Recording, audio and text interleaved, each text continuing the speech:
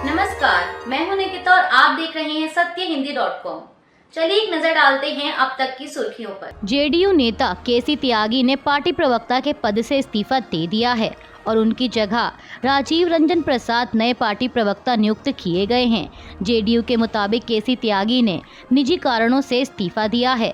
उन्होंने बिहार के मुख्यमंत्री और अपनी पार्टी के प्रमुख नीतीश कुमार को अपना इस्तीफा सौंपते हुए लिखा कि पार्टी के राष्ट्रीय अधिवेशन के अवसर पर भी मैंने संगठनात्मक जिम्मेदारियों से मुक्त करने का निवेदन किया था। उन्होंने लिखा कि आपने महसूस किया होगा कि पिछले कई महीनों से मैंने टीवी चैनलों पर चल रही बहस से खुद को दूर रखा है।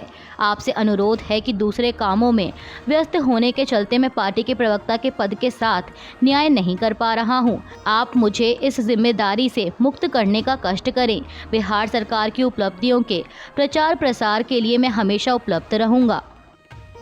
महाराष्ट्र में छत्रपति शिवाजी महाराज की प्रतिमा ढहने की घटना को लेकर राज्य का मुख्य विपक्षी गठबंधन महाविकास अघाड़ी आज रविवार को मुंबई में हुतात्मा चौक से गेटवे ऑफ इंडिया तक विरोध मार्च निकालेगा। समाचार एजेंसी ANI के मुताबिक इस विरोध मार्च के चलते शहर में पुलिस और अन्य सुरक्षाकर्मी तैनात हैं। वहीं मुख्यमंत्री एकनाथ शिंदे ने छत्रपति शिवाजी महाराज की भव्य प्रतिमा बनवाने का आश्वासन दिया है। महाराष्ट्र में MVA द्वारा निकाले जा रहे विरोध मार्च पर उप मुख्यमंत्री देवेंद्र फडणवीस ने कहा कि ये जो आज आंदोलन हो रहा है पूरे तरीके से राजनीतिक आंदोलन है। इन्होंने कभी भी छत्रपति शिवाजी महाराज का सम्मान नहीं किया। फडणवीस ने कहा कि आप मुझे पंडित नेहरू और इंदिरा गांधी का लाल किले से एक भी भाषण दिखाइए जिसमें उन्होंने छत्रपति शिवाजी महाराज का उल्लेख किया हो। उप मुख्यमंत्री ने कहा कि नेहरू जी ने तो अपनी किताब डिस्कवरी ऑफ इंडिया में छत्रपति महाराज का पूरा अपमान किया है। क्या कांग्रेस पार्टी और महाविकास अघाड़ी कभी उसकी माफी मांगेंगी? छत्रपति शिवाजी महाराज की प्रतिमा टूटने के मामले को लेकर महाराष्ट्र का सियासी पारा गरमाया हुआ है। इसी कड़ी में शिवसेना UBT नेता संजय राउत ने मीडिया से बातचीत के दौरान देवेंद्र फडणवीस पर जमकर निशाना साधा। उन्होंने कहा कि हर चीज़ के पीछे देवेंद्र फडणवीस ही मास्टरमाइंड हैं और महाराष्ट्र में यही समस्या है। ये बात पूरा देश और PM मोदी जानते हैं और यही वजह है कि उन्हें माफ़ी मांगनी पड़ी है। संजय राउत ने कहा कि लेकिन सवाल ये है कि क्या सिर्फ माफ़ी मांग लेने से मामला सुलझ जाएगा? केवल 7 महीने में छत्रपति शिवाजी महाराज की प्रतिमा ढह गई तो क्या हम चुप रहें? राउत ने कहा कि हम आज शिवाजी महाराज के सम्मान में विरोध मार्च करने जा रहे हैं। उन्होंने साथ ही ये भी कहा कि देवेंद्र फडणवीस आप महाराष्ट्र के खलनायक हैं।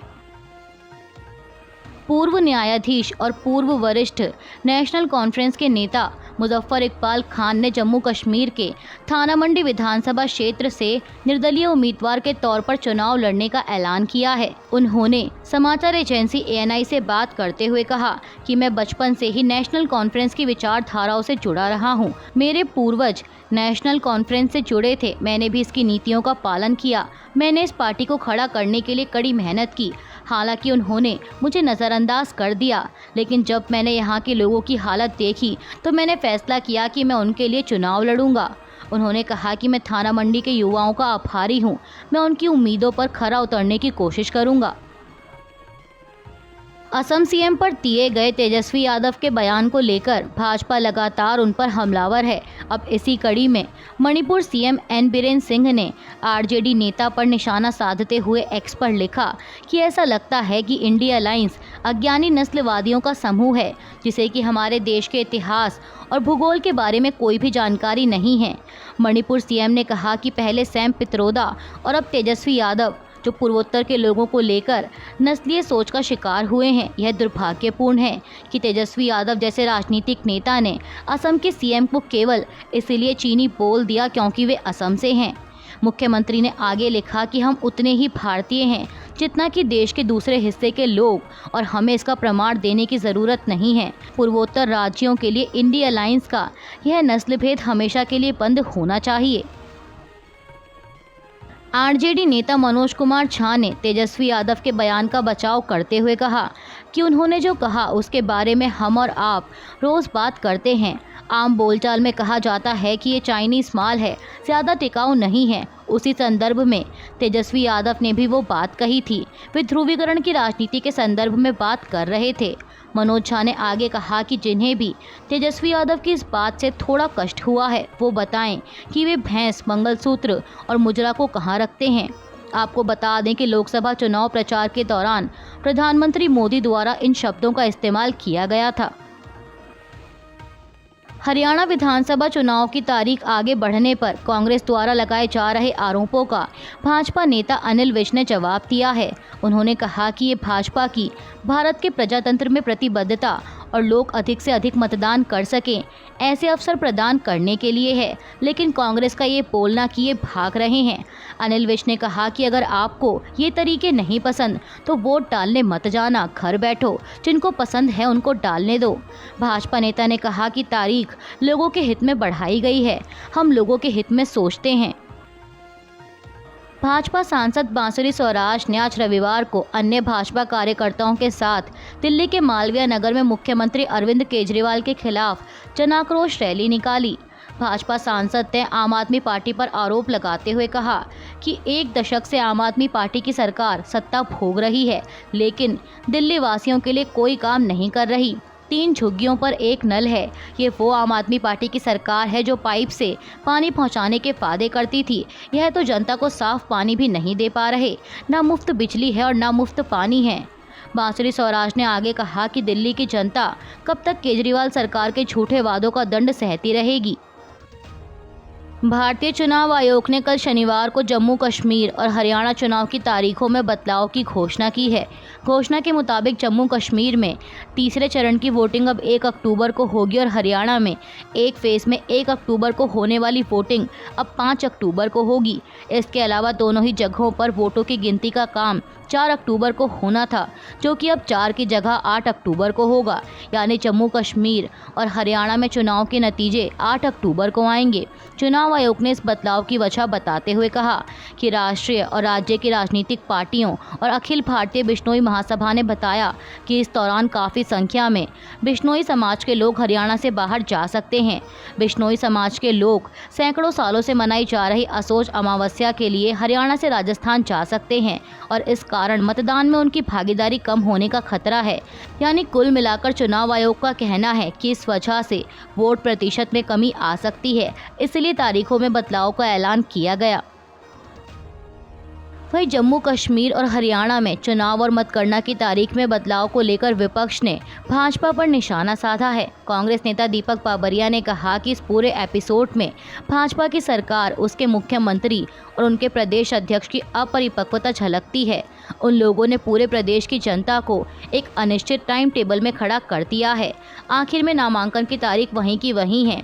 मेरे अनुसार भाजपा हर चुनाव में धांधली करती है और शायद धांधली करने के लिए उनके पास पर्याप्त समय नहीं होगा, इसलिए तारीख बढ़ाई गई है। वहीं कांग्रेस सांसद कुमारी शैलजा ने कहा कि भाजपा पहले से ही कोशिश कर रही थी, भाजपा घबराई हुई है और यह निर्णय भाजपा की घबराहट की ही निशानी है। लेकिन जब आप जनता में जनाधार खो देते हैं तो आप कुछ भी कर लें, उससे फर्क नहीं पड़ता है। चुनाव आयोग के तारीखों में बदलाव के फैसले पर जम्मू कश्मीर कांग्रेस के अध्यक्ष तारिक हमीद कर्रा ने कहा कि क्या चुनाव आयोग को पता नहीं था कि कोई त्यौहार है? चुनाव आयोग सब कुछ देखने के बाद ही कोई निश्चित तारीख देता है। कांग्रेस नेता ने कहा कि इससे चुनाव आयोग की क्षमता पर सवालिया निशान लगता है कि क्या उन्हें अब तक पता नहीं था कि कोई त्यौहार है? कल क्या वे ईद या दिवाली को भी नज़रअंदाज करेंगे? यह एक संदिग्ध बात है। असम के मुख्यमंत्री हेमंत बिस्वा शर्मा पर आरजेडी नेता तेजस्वी यादव की कथित अपमानजनक टिप्पणी के बाद राजनीतिक बयानबाजी शुरू हो गई है।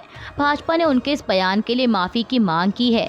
दरअसल आपको बता दें कि असम की विधानसभा में गुरुवार को एक बिल पास किया गया, जिसके तहत अब मुस्लिम समुदाय के लोगों को शादी और तलाक का रजिस्ट्रेशन कराना ज़रूरी होगा। अब इसी को लेकर तेजस्वी यादव ने एक्स पर टिप्पणी करते हुए लिखा कि असम के मुख्यमंत्री सस्ती लोकप्रियता हासिल करने एवं योगी का चाइनीज़ वर्जन बनने के प्रयास में जानबूझकर मुसलमानों को परेशान करने वाले कृत्य करते रहते हैं। बीजेपी के लोगों ने नफरत फैलाने, मोदी शाह का ध्यान आकृष्ट करने एवं समाज में ध्रुवीकरण करने के लिए मुसलमान भाइयों को सॉफ्ट टारगेट बना लिया है। अब तेजस्वी यादव की इसी टिप्पणी को भाजपा ने हेमंत बिस्वा शर्मा का अपमान करने वाला माना है। आरजेडी नेता के बयान पर पलटवार करते हुए बीजेपी प्रवक्ता शहजाद पूनावाला ने कहा कि अगर आप निर्णय से सहमत नहीं हैं तो असम के मुख्यमंत्री पर अपमानजनक टिप्पणी करने की हद तक चले जाते हैं, क्योंकि वो नॉर्थ ईस्ट से हैं। आप पूरे नॉर्थ ईस्ट और असम के लोगों पर सिर्फ इसलिए टिप्पणी कर रहे हैं क्योंकि आप निर्णय से सहमत नहीं हैं। बीजेपी प्रवक्ता ने कहा कि मैं राहुल गांधी से पूछना चाहता हूं कि क्या ये मोहब्बत की दुकान है या नफरत के भाईजान हैं। पूनावाला ने कहा कि यह उनकी नॉर्थ ईस्ट विरोधी सोच को दिखाता है। तेजस्वी यादव ने असम और नॉर्थ ईस्ट के लोगों का अपमान किया है। उन्हें ना सिर्फ माफ़ी मांगनी चाहिए बल्कि इंडिया गठबंधन को ये बताना चाहिए कि क्या वे उनके विरोध में खड़े होंगे। केरल के मुख्यमंत्री पिनराई विजयन ने कल शनिवार को कहा कि फिल्म क्षेत्र में काम करने वालों को यह सुनिश्चित करना होगा कि सिनेमा या फिल्म उद्योग में ऐसी चीज़ें ना हो जो दिमाग को प्रदूषित कर सकती हैं, क्योंकि इस क्षेत्र में लोगों के विचारों को प्रभावित करने की शक्ति है। मुख्यमंत्री विजयन ने मलयालम सुपरस्टार मोहनलाल को श्री कुमारन थम्पी पुरस्कार प्रदान करने के लिए आयोजित एक समारोह में बोलते हुए कहा कि फिल्म उद्योग और फिल्म क्षेत्र को दिखाए गए प्यार के बदले में लोगों को नैतिक मूल्य या सबक देना चाहिए। मुख्यमंत्री ने आगे कहा कि महिलाओं को बिना किसी डर के फिल्म उद्योग में आगे आने और अपने कलात्मक कौशल का प्रदर्शन करने की स्वतंत्रता होनी चाहिए और उन पर कोई शर्तें नहीं लगाई जानी चाहिए। अभी के लिए बस इतना ही। बाकी की खबरों के लिए बने रहिए सत्यहिंदी.com के साथ।